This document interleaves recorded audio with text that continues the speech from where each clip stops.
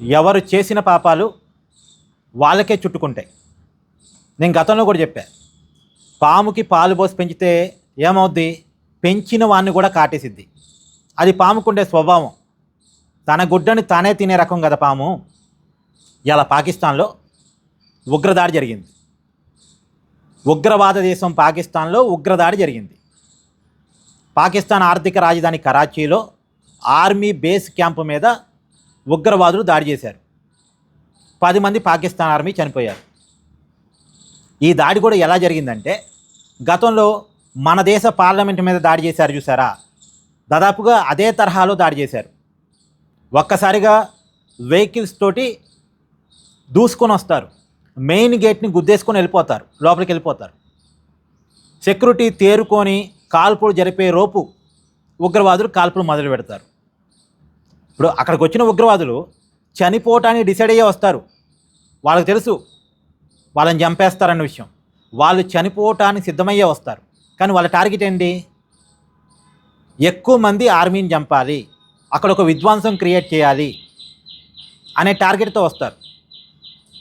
కరాచీలో అదే జరిగింది. వచ్చిన ఉగ్రవాదులు చనిపోయారు, కానీ వాళ్ళ చేత పాకిస్తాన్ ఆర్మీ కూడా 10 మంది చనిపోయారు, చంపబడ్డారు. ఈ నిజానికి ఈ ఉగ్రవాదుల్ని పెంచి పోషిస్తుంది పాకిస్తానే. మరి పాకిస్తాన్ పెంచి పోషిస్తున్న ఉగ్రవాదులు పాకిస్తాన్లో ఎందుకు దాడులు చేస్తున్నారంటే, వాళ్ళకి తనా మనా అనే భేదం తెలియదు. ఇందా నేను చెప్పాను కదా పాము ఉదాహరణ, తనా మనా అనే భేదం తెలియదు. వాళ్ళు బ్లాక్మెయిల్ చేద్దాం అనుకున్నప్పుడు, ఆయుధాలు కావాలనుకున్నప్పుడు, లేదు డబ్బులు కావాలనుకున్నప్పుడు, అక్కడ ఉన్న పాకిస్తాన్ ఆర్మీని బ్లాక్మెయిల్ చేద్దాం అనుకున్నప్పుడు, పాకిస్తాన్ ప్రభుత్వాన్ని బ్లాక్మెయిల్ చేద్దాం అనుకున్నప్పుడు, వాళ్ళకి ఏదైనా కోపం వచ్చినప్పుడు ఇలా దాడులు చేస్తూనే ఉంటారు. ఇప్పుడు జరిగింది అదే. గతంలో పాకిస్తాన్ మన ఆర్మీ బేస్ మీద ఉగ్రవాదుల చేత దాడులు చేపిస్తుండేది. డైరెక్ట్గా మన మీద యుద్ధానికి వచ్చే దమ్ము లేక ఉగ్రవాదుల ద్వారా మన ఆర్మీ బేస్ల మీద దాడులు చేపిస్తుండేది. మీకు గుర్తుందిగా, 2016లో జమ్మూ కాశ్మీర్లో ఉరి అనేటువంటి ప్రాంతంలో ఉన్న భారత ఆర్మీ క్యాంపు మీద ఉగ్రవాదులు దాడులు చేశారు. ఆ రోజు 19 మంది మన వీర జవాన్లు చనిపోయారు. తర్వాత 2019లో ఇంకొక దాడి. ఇలా అనేక సార్లు మన ఆర్మీని టార్గెట్ చేసుకొని ఉగ్రవాదులు కాల్పులు జరుపుతూ ఉంటారు. ఇలా ఏమైంది? ఇలా పాకిస్తాన్ ఆర్మీకి కూడా అది ఎదురైందిగా. నిజానికి ఉగ్రవాదులకి పాకిస్తాన్ ఆర్మీ సపోర్ట్.